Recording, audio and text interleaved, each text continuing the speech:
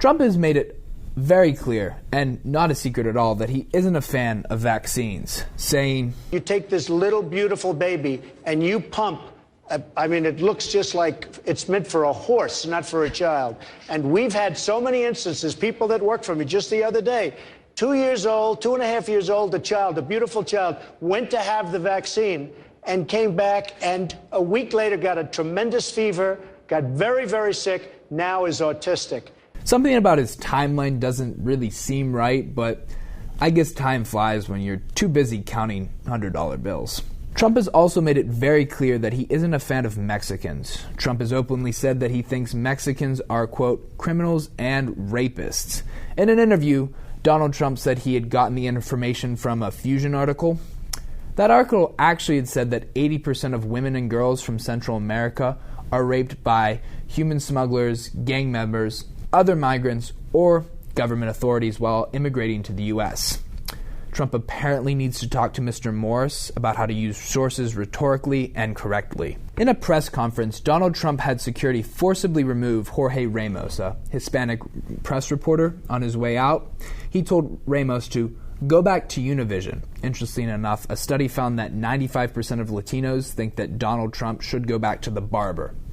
Full disclosure, I made that study up for this news piece, but I doubt if I actually did the study, my results would be very different. Throughout his campaign, Trump has been surprising people with how kind he truly is. When talking about his funding for his campaign, Trump said, "I'm not using any donors. I don't care.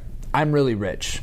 In case you couldn't tell, many people have also been surprised with how humble he is.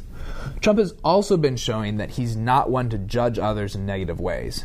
Despite not being too fond of Mexican immigrants, he still tries to have a positive outlook towards them by saying things such as, "They're rapists, and some, I assume, are good people."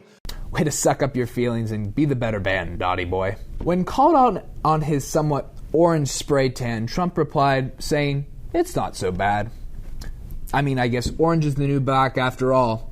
Several analysts believe that he was saying this in order to appeal to Netflix-watching voters. One of the first bills Donald Trump plans on making will rename the United States of America the United States of Donald Trump's America. This is no surprise, seeing that Donald Trump has named steaks, water bottles, board games, cards, casinos, vodka, and airliners after himself. While many people don't support Donald Trump as a presidential candidate, he has certainly been entertaining the nation while he runs for president.